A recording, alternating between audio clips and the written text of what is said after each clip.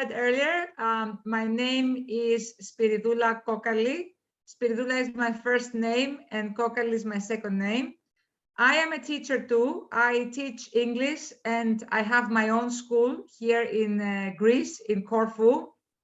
But I am also a deputy mayor in Corfu, which means that I am part of the government here, and I am responsible for recycling, for the public relations, and for social issues, such as people who are in need and stuff like that. But my main issue, my main subject is recycling and dealing with the rubbish and the environment. This is what I mostly do about. And I'm very happy that I will be showing you some pictures and some things that we've done here in Corfu. And the fact that we are, well, we have won some awards and we are very, very happy about that. All right, so this is the logo of our municipality. Okay, this is the logo, the main picture. So what I'm going to talk to your students and you, Mr. Harry, about is the fact that in the past, all people around the world used to follow what we call linear economy. In other words, we used to take things from the earth, such as the trees, the metal and stuff like that. We used to make things out of that, like furniture, things like that. We used to sell them around the world, consume them, and then throw them away in the rubbish bins and everywhere we want it. Now, however, we're dealing with a new model. It's called circular economy. And that's because we're trying to make things work in a circle. In other words, we do take things from the earth again. We do make new things and we sell them around the world, but we don't throw them away anymore as easily as we used to. Instead, we try to recycle. We try to reuse things, and that means that we can donate some things to other people, or we can give them as a gift. And of course, we try to repair broken stuff, broken things, so that we can sell them again.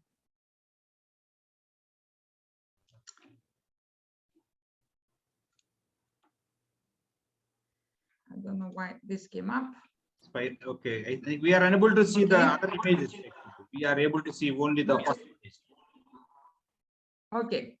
So this is my island. This is Corfu. It's in the north west of Greece, in the Mediterranean. And my island is divided into 3 parts. And I am part of the government in the northern part, the blue part. That's where I belong. And this was founded like 2 years ago. And we have like 17,832 students and 30,000 tourists every year. Now, this is what my island looked like 4 years ago. We had a huge problem with rubbish, and people would throw things everywhere. So these pictures that you can see here can also be seen in Google. And that's what Corfu looked like 4 years ago. There was a huge problem. Tourists stopped coming and our health was in danger because of the rubbish and all the dirt. And when we started working as a government in 2019, what we had to deal with was all these tons of rubbish and tens of landfills around the place. So that was a huge thing we had to deal with. And of course, that was a very big issue.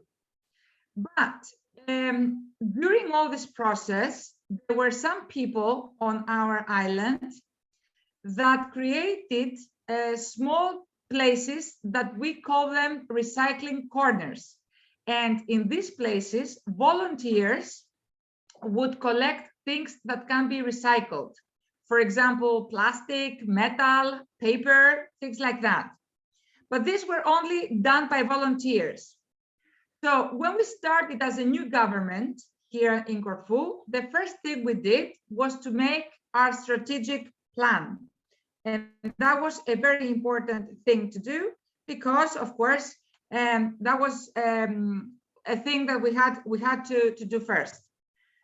The second one was we understood how important the recycling corners from the volunteers was. So what we did actually was the fact that we recognized and multiplied these green corners. So now on our island, we have 81 green corners around the island. We have 28 in our schools and 21 in our hotels with a total of 9,000 beds. And this is the total of 130 green corners so far on our place. Now, the bins that you can see in the pictures are of different colors. We use the red bin for the plastic, the blue bin for the metal, and the green bin and the yellow bin, sorry, for the paper. And we have a bin that looks like a bell, that this is used for the glass. And the green bins are used for the rest of the rubbish. This is what we have 130 things out of them. Now, as a result, we signed a memorandum with a university. It's the Ionian University. And this was a very important step because the university is a great organization that helps municipalities. And now we are about to buy 4 new recycling trucks and 1,300 bins for the organic waste. They're going to be brown, and the trucks are going to be brown too. And this is a very important thing to do. We also give door-to-door distribution of leaflets in Greek and English. And this is a very important thing to do because people can learn what to put in the bins. This is very important. We also deal with clothes because in Greece, especially, we have so many clothes that people just throw away, and a lot of bed sheets and a lot of covers and curtains. And in the past, people used to throw them away, but clothes can be reused and clothes can be donated. So we're dealing with that now. And we have collected more than 20 tons of clothes that have not ended up in the bins. Instead, they have ended up in the recycling process. And we're also dealing with mattresses, because in the past, people again used to throw mattresses in the bins, but now we're using our people, our workers, who cut them and separate them in their different parts, and everything is sent to recycling. We have won 3 awards so far. The first award, we won it from The Economist. In the first picture, you can also see, apart from me, the mayor who is holding the prize and one of the ministers of the main government. And in the second picture is on the left, the mayor, it's me again, and the general of the police in Greece. The second award was given to us this March, and it was about everything we've done about the environment. The third award was given to us also in March, again, for the same reason, for the green corners and everything. Now, the system that we are using has 4 benefits for everyone. You can see the picture here is one of my favorite green corners, and you can see the different colors of beans. So the first benefit is the environmental benefit, because 90%, 99% of what people put in these colored bins is very clean, and only 1% of them is led to waste again. And that's a great progress compared to what people used to do in the past. That's excellent compared to everything else. There's a financial benefit, because for us, for Corfu, Greece, the cost of handling the rubbish is 300 euros per ton. But for every ton we don't put in the green bin, we save 300 euros, and that's a lot of money to be done. There's a social benefit, because we have about 150 families who are in need, and they provide themselves with goods that are being reused. And of course, we create green positions, green working positions. So we hire people get jobs in places like this. And of course, there's this educational benefit, because people learn, and children learn how to use the items they buy in a proper way and not throw them away in the rubbish bins. And that's what we call a change of mindset, because this is what it is all about. Every government can provide people with bins, with trucks, with factories, but people have to learn how to use everything correctly. So, well, if we don't do that, if people don't do that, none of the projects can work out. So this is what I'm dealing with for the last 2 years. This is what I've been doing with the mayor and everyone. And this is something that has been recognized all over Greece. So now we have people from other parts of Greece who are working in channels, in TV channels, and are interviewing us on how we managed to do this. And this is not done anywhere else in Greece. This is the only part of the whole country that we've been using these things our way. So this is the end of my presentation. And of course, I'm free to answer any questions that you might have. Wow, I think I was completely amazed by the kind of the improvement you have brought about in your region, especially in my country. As you know, that is a huge country, India. India's biggest problem is management of waste material. So recycling, recycling is one of the main issues that we have been confronting for a long time. But you did a marvelous job, and you have become a role model for all the people of your country and the rest of the world. I think I really appreciate your work and your people, and as an administrator, as a part of your government, you have been doing really wonderful job. And of course, you are going to be interviewed even by the other countries also. So I'm going to share your success story with even our local bodies so that they can also approach you. Oh, thank you very much, Mr. Harry. Thank you very much for your kind words, and thank you very much for your help and support. Because, you know, above all, whatever we do, we get a lot of satisfaction by the results, of course. But when people talk to us like you with such kind words, and the honor you give to me by presenting this project to your lovely students over here, this gives me strength, power, and willingness to continue and do many more things.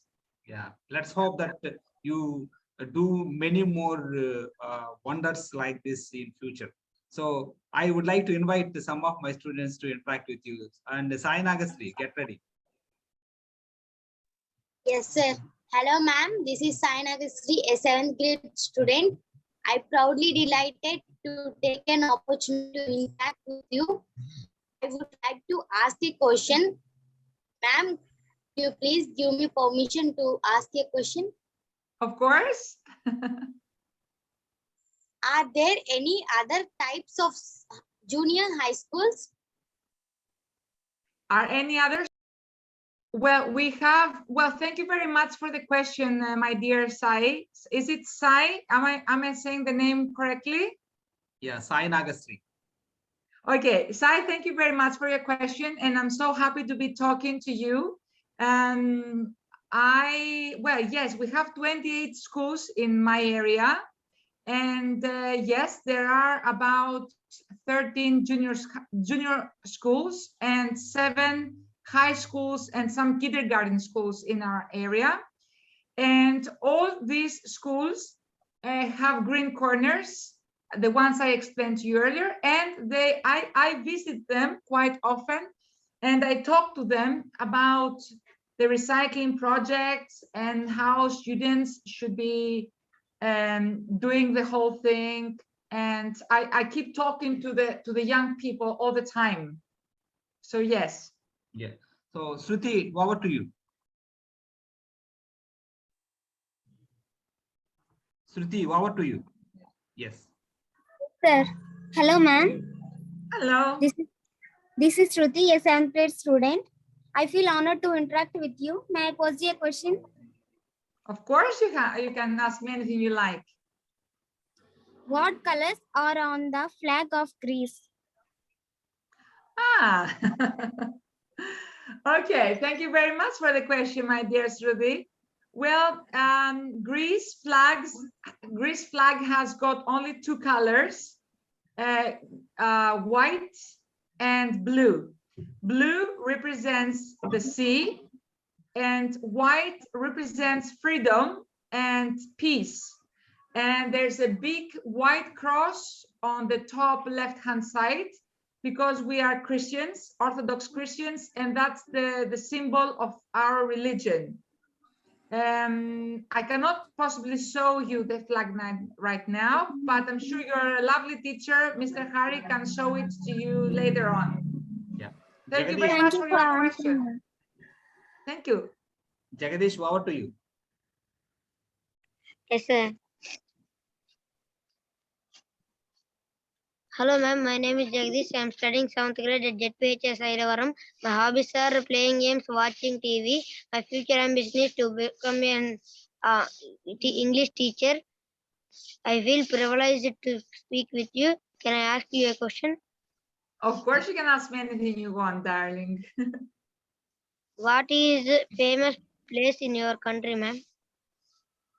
Ah, that's a lovely question. Thank you very much, Gatu, for asking me that. Well, I've been to many different parts in my country, but I always come back to my island, Corfu, because even though I was not born in Corfu, it's a place that I grew up in, and I really love it because it's an island, so the sea is around us, and it's a green place. We have many forests, many trees, many places like that. And we have mountains, we have lakes, we have rivers, we have waterfalls. So my island combines everything, really. And whenever I go and wherever I travel, I always come back to Corfu because this is my favorite place, the place I love, and the place I want to grow old in. Thank you very much, dear, for the question. Thank you, ma'am. So Shaili, over to you. Yes, sir. Hi, ma'am. My name is Sushali, a 7th grader. My hobbies are reading books, playing games, and drawing pictures. And my life ambition is to become a doctor. Oh, well Shall I done. pose you? Shall I pose you one question, ma'am?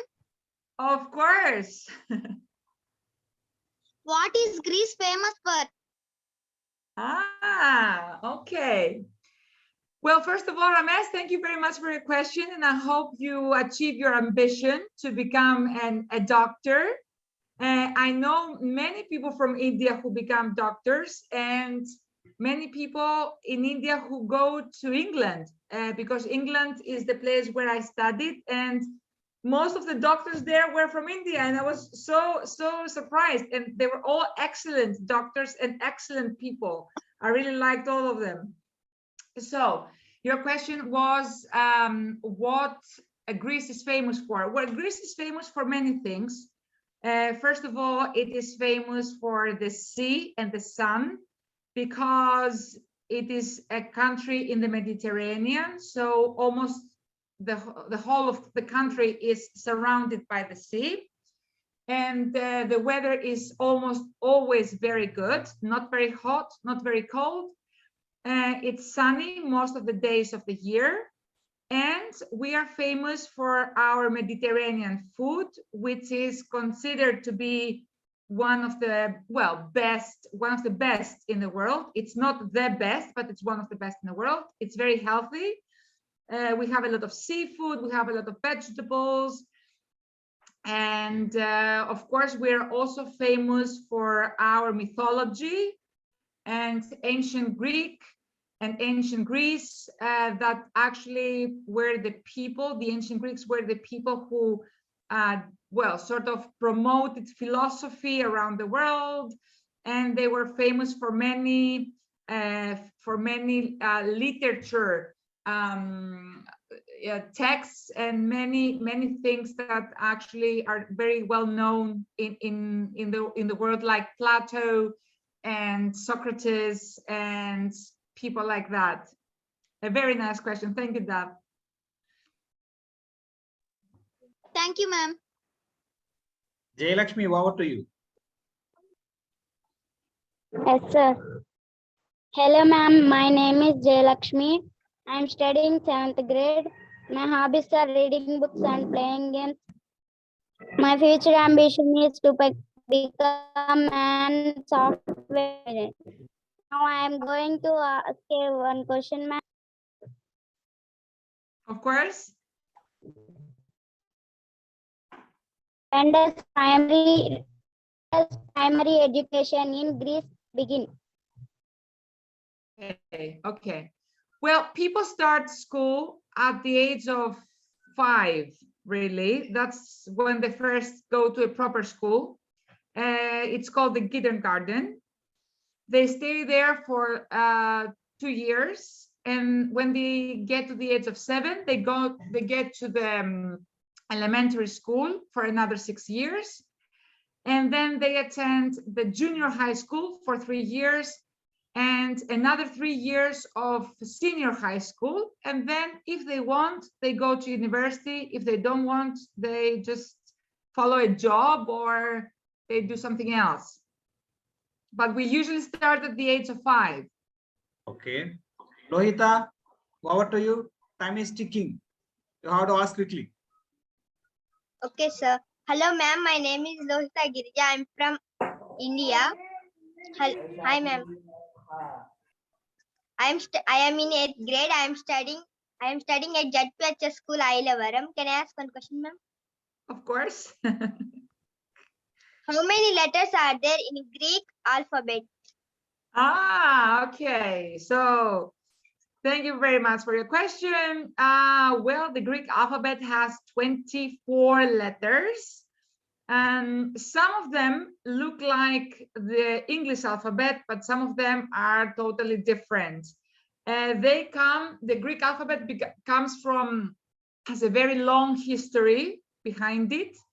And we almost have also the same alphabet with the Russian people.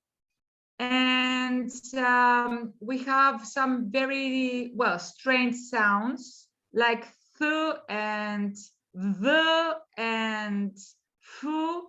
And these are some of the most difficult sounds that the Greek language has. But the letters are not very difficult. Anyone can learn them. But the Greek language, of course, is not a very easy language to learn. And people who learn it eventually have to well, devote some years and try quite hard. So next, Thank you, ma'am. Monica, over to you.